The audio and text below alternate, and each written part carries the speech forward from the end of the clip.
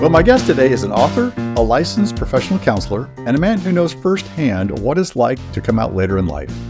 At age 40, he told his wife of 18 years and his children that he's gay. What he's learned since helped him create the definitive how-to book for coming out later in life. Joining me today is William Brown, author of the book Coming True. Welcome to Out Late with David. Thank you so much, David. It's great to be here. Thanks for having me. And this book, I'll tell the listeners now, I wish it was the one that I had when I was going through this journey myself. So when someone is married for many years and they have kids and they're involved, the idea of coming out gay is just terrifying. I know it was for me. But in your book, Coming True, you create this roadmap for doing it. It's like a how-to book. What was something that you wish you had when you came out? I think I would have liked to have known that there's a roadmap ahead of things that are going to happen. Not that everybody's journey is exactly the same, but there are a lot of similar markers, and that the process just takes time. Having some idea of where this is going to go and how it might go and how to work through it is kind of what I hope to be able to provide by writing the book. So for you, of course, it started with your own coming out story was what kicked it all. So can you tell us how that happened? I had, in my 30s, started experiencing some pretty severe PTSD related to sexual abuse in my childhood. And once I started to look at that and work on that and understand that, I was able to understand that a lot of the fear, shame, guilt I felt that was part of that abuse situation had nothing to do with my own natural sexual attractions. That was the beginning of me starting to recognize that my sexual identity was not indeed straight.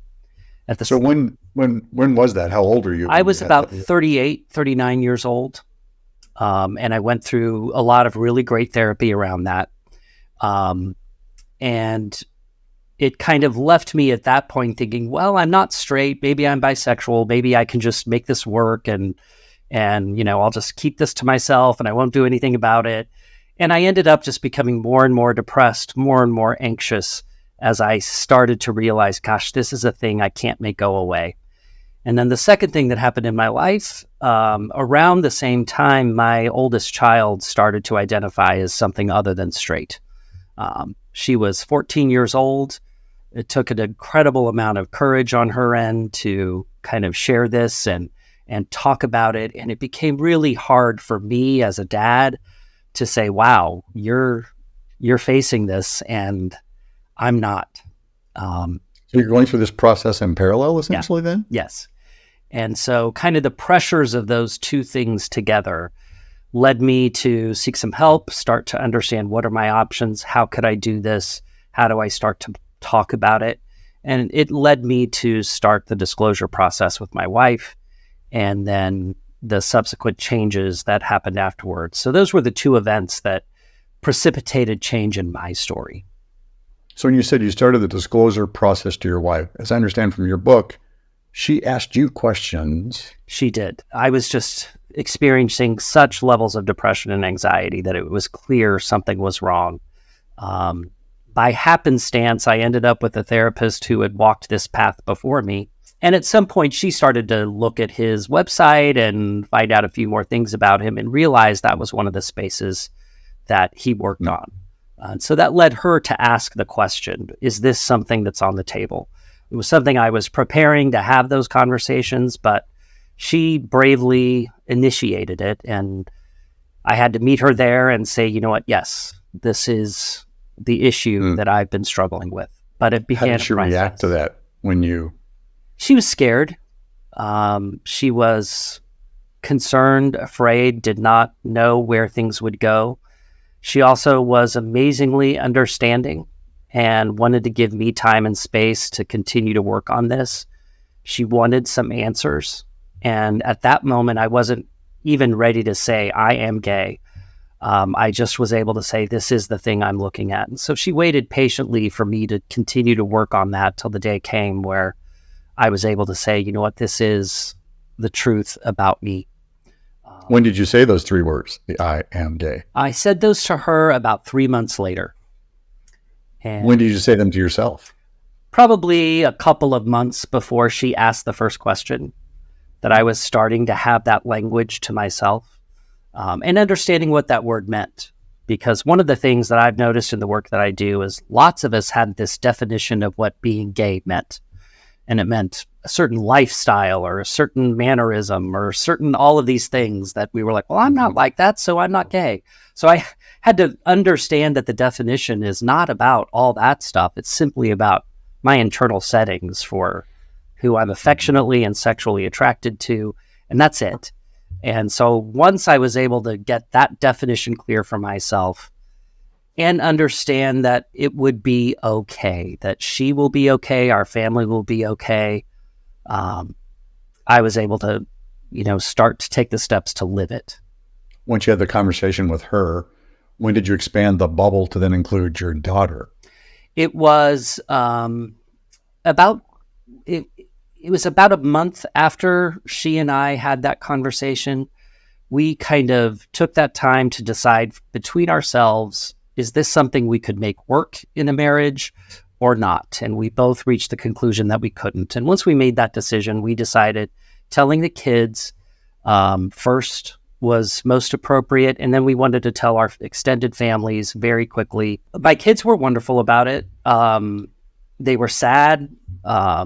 They had some questions, but, they approached it very lovingly. The fact that my wife and I sat together to tell them that they could see that there wasn't acrimony there, that, we were approaching this with loving them first, helped with that.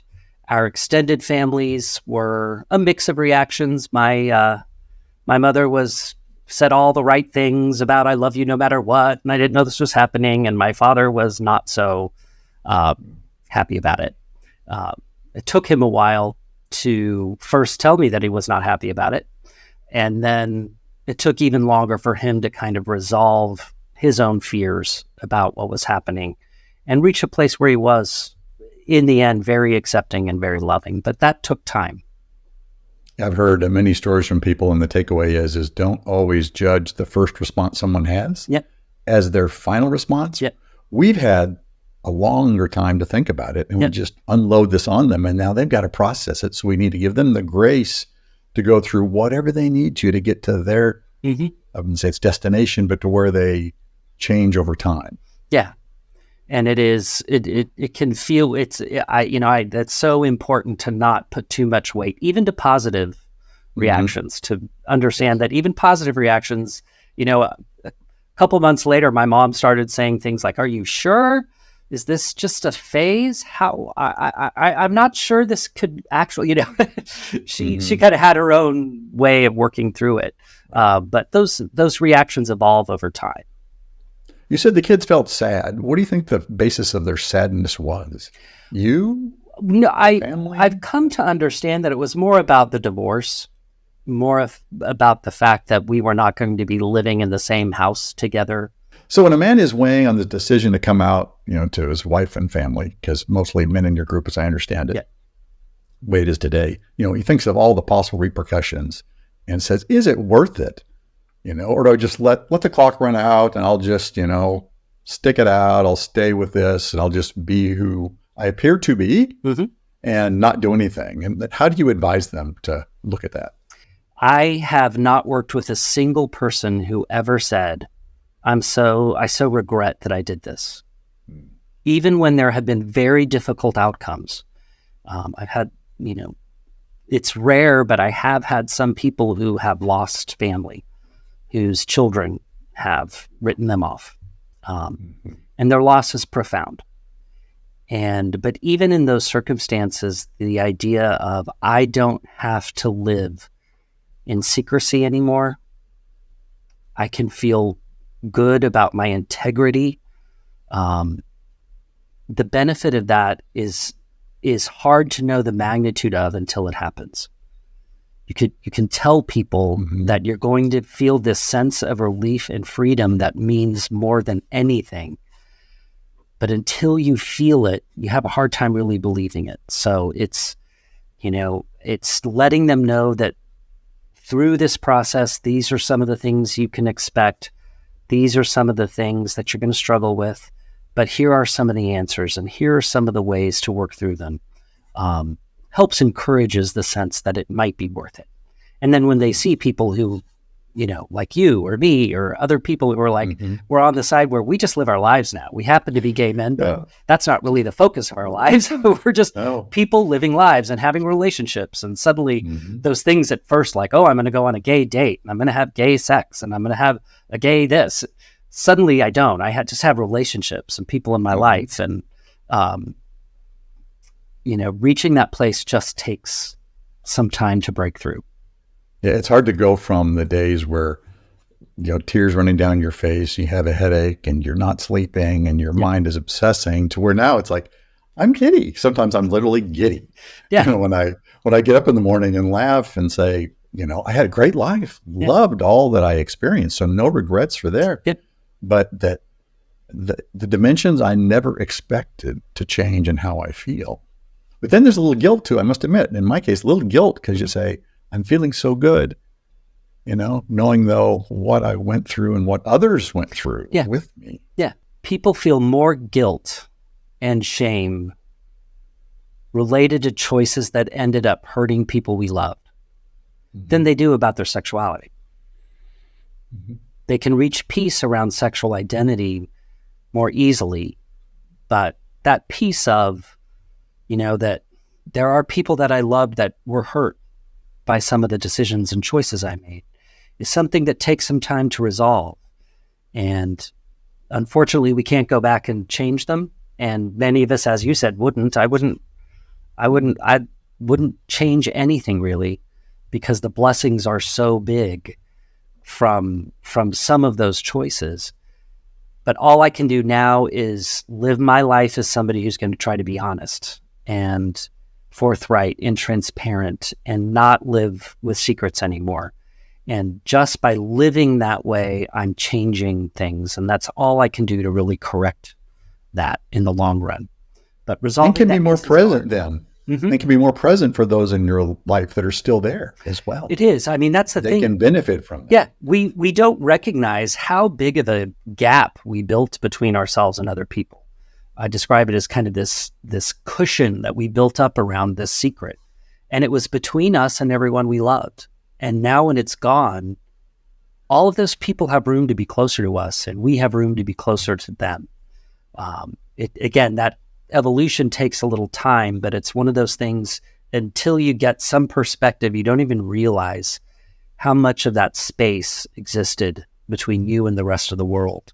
You talk about that some men hold on to these faulty beliefs that hold them back. If we could maybe kind of touch on some of those faulty beliefs that you outlined, like being gay is a choice. Yeah. We hear it, and we still continue to hear it in some circles, that this is a choice. And I always say people who come out later in life are the poster children for this not being a choice, because we did try to choose.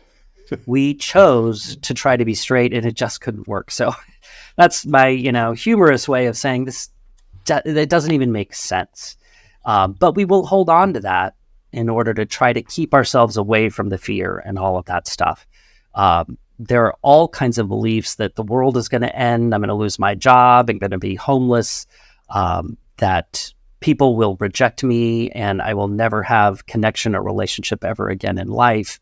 There are beliefs that, as in my case, some people have had sexual abuse histories that's why this happened and it caused it and that's all it was. And it's very sad when those get conflated. And then there can be a belief that it's too late, I'm too old. It's just too late for me. It's too late for everybody. Yeah. And all of those help us hold on to denial and help us avoid kind of stepping into kind of being our full selves. The way I tell people that visit my home, they see this sitting on one of my tables and said, I didn't choose to be gay. I just got lucky. So, that's the way I look at it. Yeah. Another faulty belief is same-sex attraction. It's just a phase. It'll go away. And there, and we can find reasons to believe that it's, all guys look at each other in the shower. Of course we notice each other's bodies. It's, how do you not do that? That this is, I'm just kind of young and horny and interested in anything and this will just go away. And once I just commit to to my marriage and to that this will just peter out over time. And it's simply not true. When it's something that is just naturally encoded in who we are, it's not like I'm right-handed. I can't suddenly wake up tomorrow and say, well, I'm left-handed now. It's never going to change. And that kind of leads into the next faulty belief that you had, is that one will be able to manage a same-sex attraction while pursuing a straight relationship. Mm-hmm. Yeah. And people believe that I'll be able to make this work. And that's where, sometimes married men who are closeted will find another married man who is closeted in their lives and explore this a little bit and think, well, I got this, it's fine. I'm going to be able to just scratch this itch once in a while and all will be well. But it's still an incomplete experience. It's still not being able to live where our attractions and who we love and what's meaningful to us are not in alignment. And it's the misalignment over time that becomes unbearable. The last two really are the ones that struck me. The Armageddon Factor, the fear of hopelessness, and I'm going to lose everything if I come out. Yes. And that is noted. I started using that term, the Armageddon Factor, years ago because it's so common. It's just this belief that everything will end. The world will end. I will lose everything. I will be destitute and alone and living under a bridge. And that's really the only outcome. And that our minds kind of build that story to help protect us, to try to maintain the denial of the thing we're so afraid of. And then we only look for evidence that that's true, right? We don't look around and go, oh, wait, there are other perfectly happy, functioning gay people in the world who have full happy life. We don't even notice that. The what else could be true question. Exactly. But it's true to nearly everyone who's been down this road. And for me personally, where I came out at 59, I'm now 64, I'm just too old to start over. Yeah. Yeah. First there's this belief that, I'm just too old. No one will want me. I'm going to be alone forever. Gay people are not going to like me either because I was married, and I'm going to have no community at all.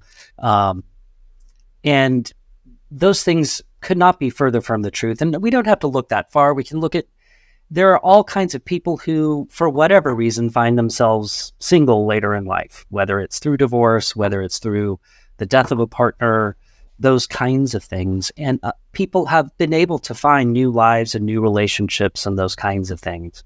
But it also speaks to the idea that many people, especially men who come out later in life, have this deep sadness about what they missed. That I'm missing something because I didn't get to have all those experiences. So I'm coming out and I'm going to be with all these people who've had all of these experiences and I didn't have them. And so I'm too far behind. I can't catch up. I'm never going to be able to have that. When in fact, many of us learned a lot of really important skills around relationship and commitment and following through and sticking through things when they're hard. In fact, we're actually more prepared oftentimes for really quality relationship than some of our peers are. Yeah, intellectual and emotional maturity that we don't give ourselves credit for because we're stuck in the overwhelming fear of hurting others. We stop to look at ourselves to say, oh, there has been a lot I have worked through. Yeah. Yeah, I have a lot regardless of my sexual orientation, I still have those skills. Yep. So when someone is stuck and they have that overwhelming fear of hurting someone, the need to do the right thing, how do you help them get past that hurdle to look at what the future could possibly be like if they take a moment and pause? Well, first it's, that process of kind of what we're talking about so far, which is understanding my own story and how did I get here? Then simplifying the idea of what is my sexual identity? Making peace with what that is. And often it begins with I'm not straight. Sometimes it evolves to I'm bisexual. Sometimes that evolves to I'm gay. And, once we get solid with kind of what is our truth, then we're going to be able to sit in a place to share our truth with a little more assuredness, a little more confidence, and begin this next stage of things with what I like to call a posture of good news. Because oftentimes, people will sit down and be like, I've got this terrible thing to tell you, and I know you're going to be angry and it's horrible. And, and we've already told them what they're supposed to feel. Yeah. But if we sit down and at least internally have a posture of, this is a good thing that I've come to accept who I am and that I'm choosing to live true and authentically. And if I can hold that posture as I have these difficult conversations, my whole approach is going to change. The look in my eye is going to change. The reality of my emotions are going to change. When I know and believe that it's actually good news, that I know who I am, and I'm ready to talk about it. So when you actually are prepared to have that conscious conversation with your spouse, is there a right or wrong time or place to have that? Yes and no. Right. Number one, not having it is the only wrong thing. That is the only thing that becomes difficult. Sometimes we can get too focused on, I got to find just the right time and just the right place. It's got to be exactly perfect. And it's another way to avoid the conversation because a perfect time doesn't exist, right? I give a lot of guidelines and suggestions about if this is a disclosure that has not been discovered by a spouse where I am initiating this conversation. Things that are most important are a sense of privacy. Don't go out to a dinner at a restaurant and share this information. It's going to explode, I promise. Have time available. Be honest. Be honest with your emotions. Some people think, well, I've got to be strong while I talk about this because they're going to fall apart. But that communicates that this isn't a big deal to me. And so being really honest with the pain and how hard this is important. And then being sure to get to the essential truth about your sexual identity. Don't beat around the bush. Don't say, I feel attraction for men. Say, I'm gay. Your spouse needs to hear the words.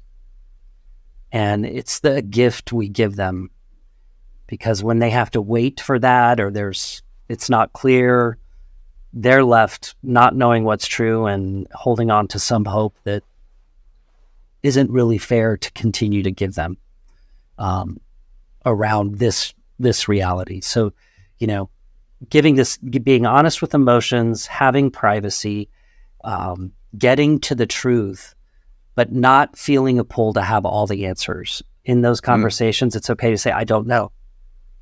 I want to work on that with you. I'm not sure. Because that's often true, right? Does this mean you want to divorce and want to marry some other man? I don't know. I don't know the answer to that yet. So ambiguity. After you reveal that truth, I am gay, I'm attracted to men, however you wish to frame it, how much does the receiver hearing that actually hear after those words? It depends on the person. And this is where, every spouse is a different person. And they will bring their own sense of beliefs to the table. And some of those might get challenged on all kinds of levels. But it starts an intense roller coaster ride for them. And should they be prepared to the person disclosing tell everything? Or just... No, I think the essential truth is what's most important. Essential truth. I like that. And being guarded on some things, you don't have to share every detail of everything that's ever happened related to this journey. And I know that might sound cold. And there are some situations where if you feel like if I need to share this to feel like I'm being fully honest, or if there are things that your spouse is going to come to know, then tell them. Let's stop the surprises, right? Let's head those off at the pass. But the essential truth is what's most important because it really is the thing. So once that happens, what have you seen in your experience and research? Couples staying together, divorcing, being in a mixed orientation marriage? I'll start with that. A mixed orientation marriage is where we have two people who are married and one of them is straight and one of them is not. I wish I could say I've seen lots of people make that situation work really well. I have not.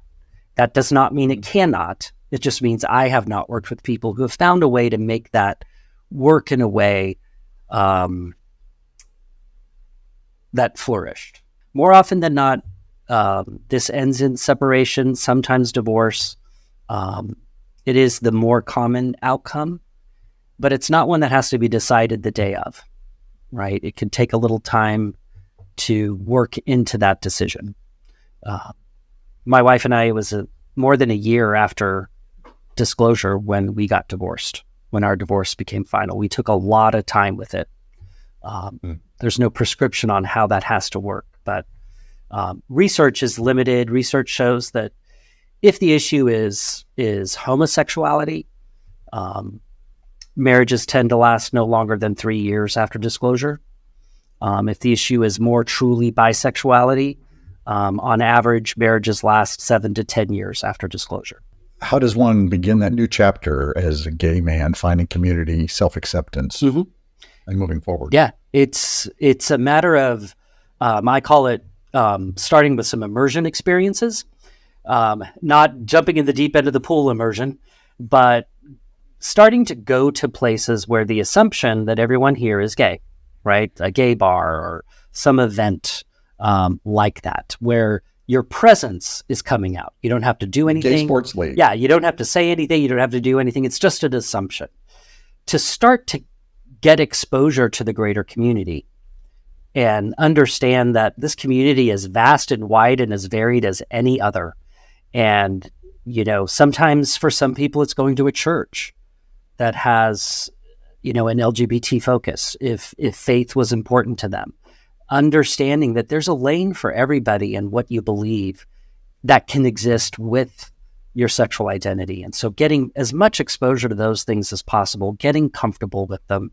I have many clients who would, they're like, I've never been to a gay bar. I don't want to ever go to a gay bar. And they go to the gay bar for the first time and they're like, I hated it. It was as bad as I thought. It's terrible. 6 months later, they know everybody's name.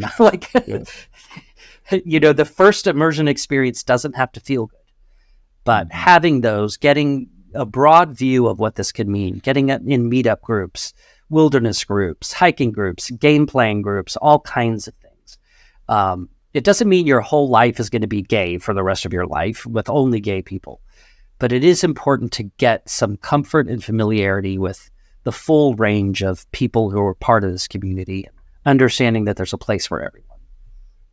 So we're to that point now. We probably have some internalized homophobia that we've drug along and we haven't kicked it out of our head yet. Yep. How do they recognize that and deal with that? It's number one, first, you have to recognize that there are men who came out when they were 16 years old and they're 70 years old now, and they still have a lot of internalized homophobia. It's not unique to just people who came out late. But it's whenever we start to recognize, and if we're let's say we go to a party or something, and there's a whole range of different types of gay men there. If we are offended by certain types and we want to run away from them because we're afraid that I'm going to be seen as one of them, that's internalized homophobia. It's when we step into those judgments about difference that we are stepping into that, and we're becoming the thing that we feared. We feared being judged as different, and suddenly we're doing it. And so you have to monitor yourself and really challenge that. So during this whole process, the word that's thrown around a lot is living authentically or being authentic. So what does authentic or being authentic really mean to you? To me, it means living as who I am, no matter where I am and no matter who I'm with. I'm not keeping secrets. And one of the big things around this is around the difference between secrecy and privacy, right? Privacy is okay. We all get to have privacy. When we're choosing secrecy out of shame, that's very different.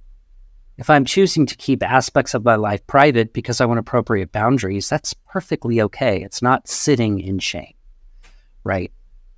And so being authentic is really just trying to show up consistently as possible in all the aspects of my life so that there are different versions of me that I have to play. I judge based on what I know of your story that coming out was a major turning point. Mhm. How do you see that actually for you, and how are you navigating your life today as a gay man? It's almost like two different lives, to be honest.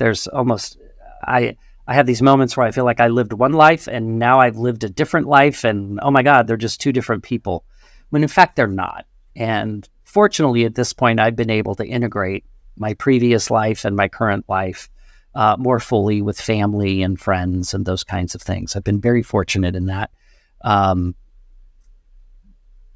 But it really is amazing how much my world changed. I went from living my life trying to be what everybody wanted me to be, to becoming a life of being who I am, and then being able to connect with people authentically and honestly and truly as all of who I am. And there are many things about who I am that didn't change. I'm still, have the same curiosities. I have the same sense of humor. I have the same skill sets. I have a lot of those things are consistent. We don't become a brand new person. But I don't live with that embarrassment or that shame or that censoring anymore. And it's amazing the number of things that have come into my life, both professionally, relationally. I have a partner. He has his parents, and they become like new parents to me. Never saw that coming. You know what I mean? There are going to be these people in my life that I love and love me back that I had no idea would be there. What do you wish a younger self would have known? I think the thing that I would want them most to know is there is nothing wrong with them. They are not broken or damaged or less than. The most important thing is to seek help. Find someone to talk to about this. There are people who call me and they've held a gun in their hand the night before. They've had a noose around their neck. And there are people who are in those situations and don't call. This is heavy stuff. It's important, consequential stuff, not to be taken lightly. And so the idea when I talk about find someone, just reach out. Know that I'm not the first and I'm not going to be the last. And there is help out there. The darkest days can lead to the brightest days. And so being in that dark place sometimes is the beginning of something wonderful, if we can just reach out and ask for a little help. William, I'm going to thank you very much for sharing your personal story, being vulnerable yourself, and also the experience and the insight that you gained through the years that you've hosted your own group of men who were trying to understand their sexuality. These are powerful stories. And as you and I both know, that sharing the stories will help someone else. Yes. Someone else will hear this and help them to the next step of finding the help that they need to understand what their journey is and what their destination could be. And I appreciate you bet. And I appreciate certainly the work you do and bringing these stories to people. Again, there are often times where we step into these roles and there are going to be ways that we don't know the difference that we make.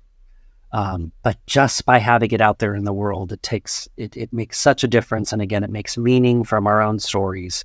And it lets us know that we're still part of the world and part of the community. So I appreciate very much the chance to be here. And like I said, for the work that you do. Once again, William Brown's book is called Coming True: Seeking Truth in Self Later in Life. You can learn more at williambrownlpc.com. To hear more episodes, visit outlatewithdavid.com. Join us next time for Out Late with David. Thanks for watching.